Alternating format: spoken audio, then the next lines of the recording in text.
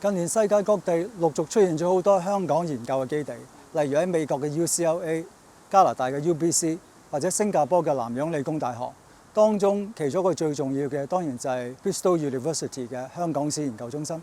今日我哋專程嚟到 Bristol 揾嚟中心負責人 Robert Bickers 為我哋解釋一下情況。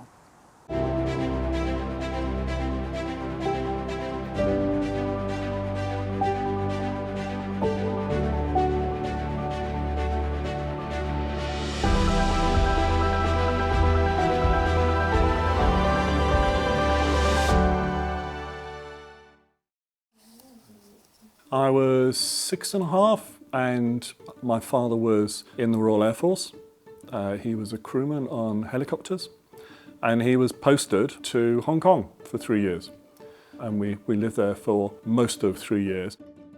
I vividly remember the day we arrived. It was exciting, I was tired, but then my father had borrowed an open-top sports car from a friend to pick us up at 𝐃𝐨𝐧𝐠 Airport and drive us to our home.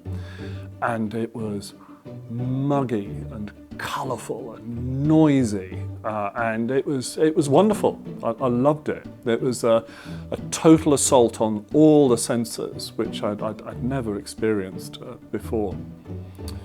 Yes, when people ask me why I got interested in Chinese history or China in general, I often talk to them about, well, I spent part of my childhood in Hong Kong. For many people that explains it. In fact, it's not the answer. I got interested in Chinese literature and philosophy when I was a teenager. So I went to Taiwan instead, where I could scrape a living by teaching English and stay with some family friends for a while.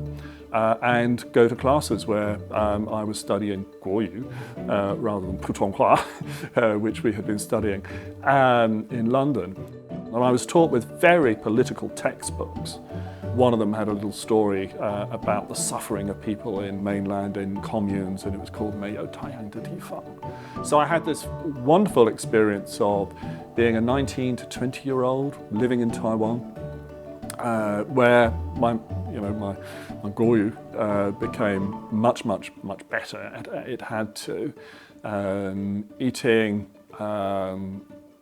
牛肉面, and just generally enjoying myself before I returned to Britain and took a degree in medieval and modern history at University College. So Robert, when people talk about your scholarship, they will mostly focus on your work on British imperialism in China or Republican Shanghai history. So what are your major focus? So I started looking at the history of the British presence in China, mostly outside Hong Kong, in Shanghai especially. I got interested in the British communities which grew in China, in their local governments, in their opposition to Chinese nationalism in the 20th century, and in things like the police force. And that really interested me for quite a long time. Not just how that power was made concrete, but also how we understand it. It's easy to caricature the British sort of presence in China as rising out of a British desire to flood China with opium. It's easy to downplay the resilience of the Qing state and the Republican state. China was subject to a number of different treaties which degraded its sovereignty. But China remained an independent state, and in many ways, what British companies, British interests wanted from China, they always had to struggle to try and get. It wasn't easy. And that also interested me, the resilience of Chinese nationalism, the resilience of the state, the openness of Chinese people and Chinese culture to foreign ideas, not just British ones. But the British relationship with China, mainland China, was what really interested me for a very long time. So your recent work on the Swire, one of the biggest British firms in China and Hong Kong, is very much a natural extension of your interest. It's absolutely an extension of my interest to look in more detail at Swire. The book studied the period from 1816, when the first references to the firm can be found, until 1981. These men decided that China was a field that they would start to invest in. Because this tiny little company in Liverpool had previously mostly worked with the Caribbean or with North America. They set up a business, an office in Hong Kong about 5 years later. So it's really interesting to look at the ups and downs of business across that long period, to see how one British firm is involved in the whole process we know as globalization.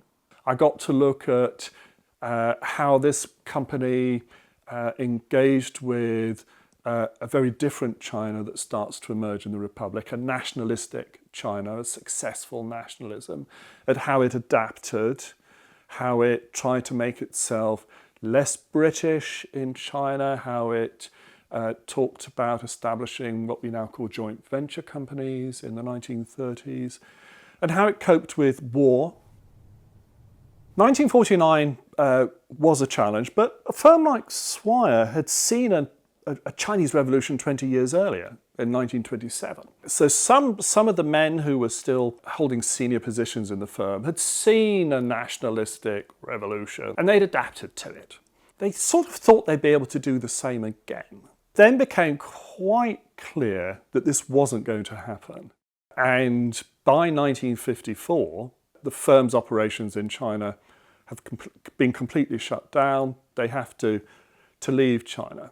But time and time again, they came back to Hong Kong in their thinking, because it was where they were best and most fully established. They had a great deal of property there. They knew the market. They had a lot of goodwill. They had a lot of employees. So although there were at times quite dramatic moves to diversify, time and time again, Hong Kong was the core, and they recommitted to Hong Kong. You gradually moved to the field of Hong Kong history in recent years, and one of the biggest moves, of course, is the creation of Hong Kong History Center in 2022, right? So what is the reason behind this? I'd had many applications from people who wanted to work on Hong Kong projects or who wanted to come from Hong Kong. None of the Hong Kongers ever got funding. It was frustrating that I wasn't able to work with people who had great projects who came from Hong Kong. So when in 2015, I was asked if I would like to consider working on a Hong Kong project which would fund some PhD students and then some postdoctoral activity and some collaboration with Hong Kong University, I agreed, and that set in motion a set of interest from people who were interested in supporting emerging young scholars to work on Hong Kong. To establish the centre is a perfect opportunity to provide a platform to take that work forward, to help people develop their careers, to bring people together from across Europe, across this country and internationally to talk about Hong Kong history. The Hong Kong History Centre is supporting some young scholars with their PhDs, but it's also important for us to talk with a much wider interested public, both in Hong Kong and in this country as well. There is no archive in this country which focuses on collecting on material on the history of Hong Kong and the British relationship with Hong Kong. Sometimes those institutions which have a policy which collects material relating to the British relationship with China include Hong Kong within that.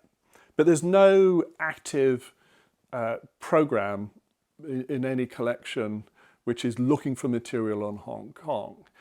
People bring documents, they bring photographs, and we're very keen to provide a home for material like that, which is of interest to historians. And I think that's novel for this country, and we'll be sharing the fruits of it internationally, especially through a new online digital photographs platform.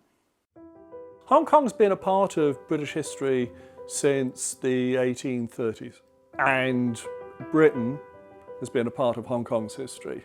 Hong Kong's been an important global city since the 1840s and the 1850s. It's been tightly integrated into all sorts of trading networks, shipping networks, the flows of people, flows of ideas. It's been a gateway to China, it's been China's gateway on the world. I mean, Hong Kong it's not just Asia's world city, as the slogan went. It is a world city, and it needs to be understood.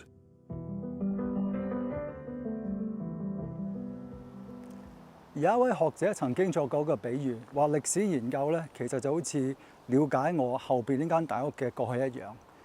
有人會集中睇呢間大屋嘅外部建築，有人會走入間屋裏邊睇佢嘅室內設計，但亦都有人咧會集中睇究竟個主人係邊個，有咩大人物曾經喺呢度出現過，但亦都有人咧會關注呢間屋同呢個社區有個咩關係。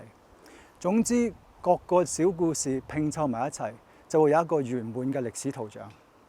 過去10集，我哋見到10位朋友喺唔同嘅崗位，用唔同嘅手法去探討唔同嘅香港歷史題材。但係你見到佢哋共通之處係對史料考證嘅嚴謹，同埋有普及知識嘅決心。近年有好多朋友擔心香港歷史會從此消失，但係其實香港歷史研究從嚟未有如此興盛。今集係我哋系列最後一集。希望大家以後繼續關注香港史研究中心同香港學會嘅活動。後會有期。